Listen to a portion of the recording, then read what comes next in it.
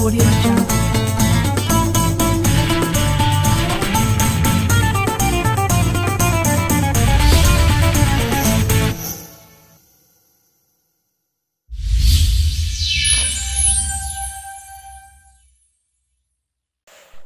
Assalamualaikum warahmatullahi wabarakatuh.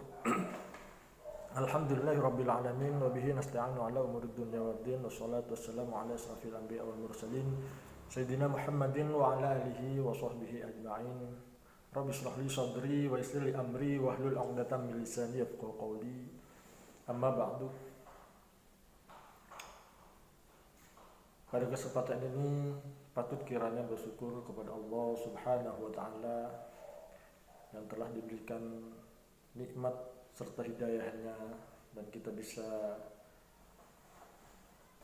melaksanakan ibadah puasa di bulan Ramadan ini. Mudah-mudahan amal ibadah kita di bulan ini diterima oleh Allah Subhanahu wa taala dan semoga kita diberi kesempatan lagi untuk bertemu di bulan Ramadan yang akan datang. Amin amin ya rabbal alamin. Kaum muslimin, muslimat, mahasiswa STAID yang dirahmati oleh Allah Subhanahu wa taala. Pada kesempatan ini saya ingin menyampaikan tentang materi halal sebagaimana firman Allah, ya ayyuhan nas kulu mimma fil ardi halalan thayyiban. Ya ayyuhan nas, wahai manusia. Tentu dalam kalimat ini adalah lafaz an-nas tidak tertuju kepada umat Islam saja, tapi semua manusia namanya an-nas. Kulu mimma fil ardi halalan thayyiba.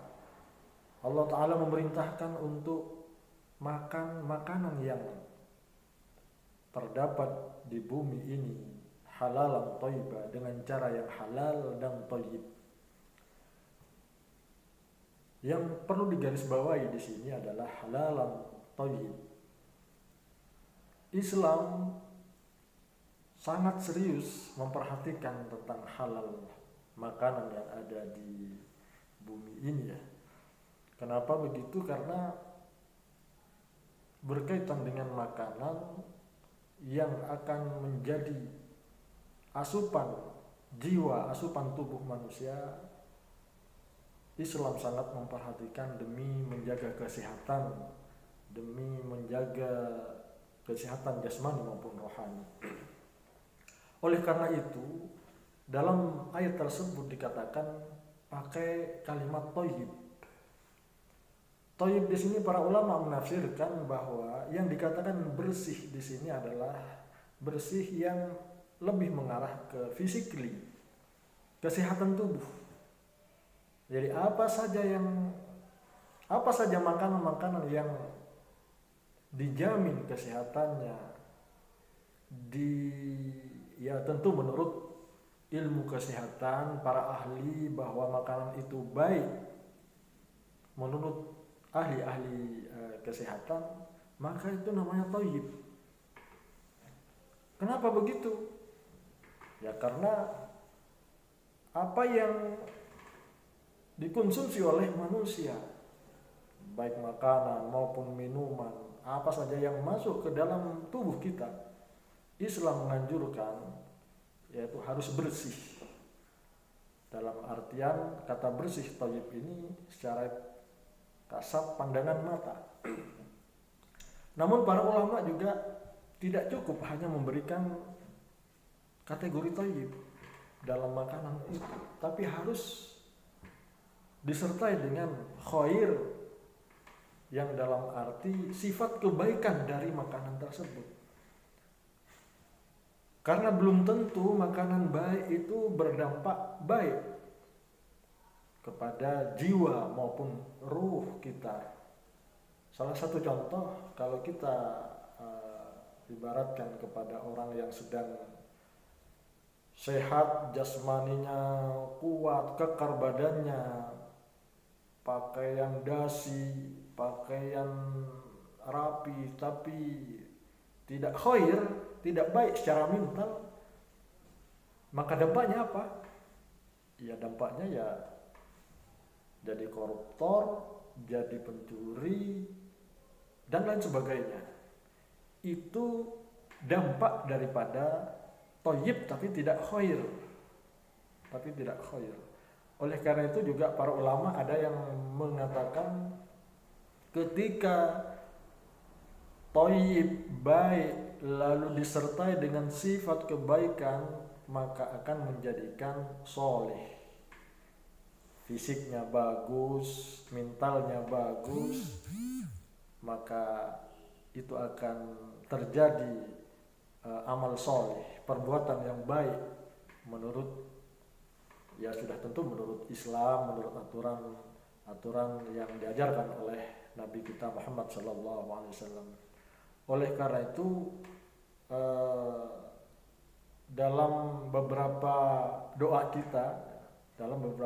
kita, ya kadang kita berdoa semoga menjadi anak yang soleh, semoga menjadi anak yang solihah. Itu berarti menunjukkan bahwa kebaikan secara fisik dan kebaikan secara mental itu harus diperoleh sehingga menjadi anak yang soleh atau solihah. Kaum muslimin muslimat mahasiswa STAIT yang dirahmati Allah Subhanahu wa taala. Dalam hal kebaikan di sini atau yang dikatakan thayyib di sini tentu tidak cukup kalau tidak diperoleh dengan cara yang halal. Apa arti halal itu? Halal itu adalah apa saja yang diatur dalam hukum Islam tentang halal, karena halal itu sudah ada aturannya masing-masing dalam, ya baik dalam makanan, baik dalam berpakaian, baik dalam melakukan apa saja itu ada aturannya. Sehingga dalam hadis lain dikatakan innal halala bayyinun wa innal harama bayyinun wa bainahuma umurun mutasyabihat. Disitulah kita tahu tentang mana yang haram, mana yang halal, atau di tengah-tengahnya. Tidak jelas, halalnya tidak jelas, haramnya tidak jelas, yaitu namanya mutasyabihat. Salah satu contoh ayam, kita tidak tahu apakah ayamnya halal, tapi secara penyembelihannya itu tidak tahu apakah dia disembelih secara Islam apa tidak.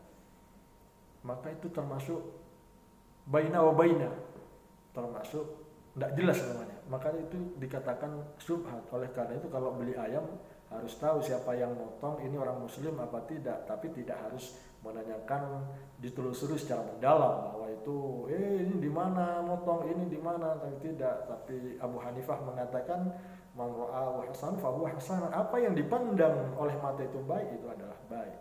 Oleh karena itu kita mengajak, mari kita melakukan hal-hal yang tentu dianjurkan oleh Allah dengan cara yang halal, memperoleh rezeki yang halal, sehingga ibadah kita bisa diterima oleh Allah. Karena Nabi pernah mengatakan ada orang yang sholatnya bagus, ada puasanya tekun, ibadahnya malam tekun, tapi kenapa doanya kok tidak diterima oleh Allah Subhanahu wa taala?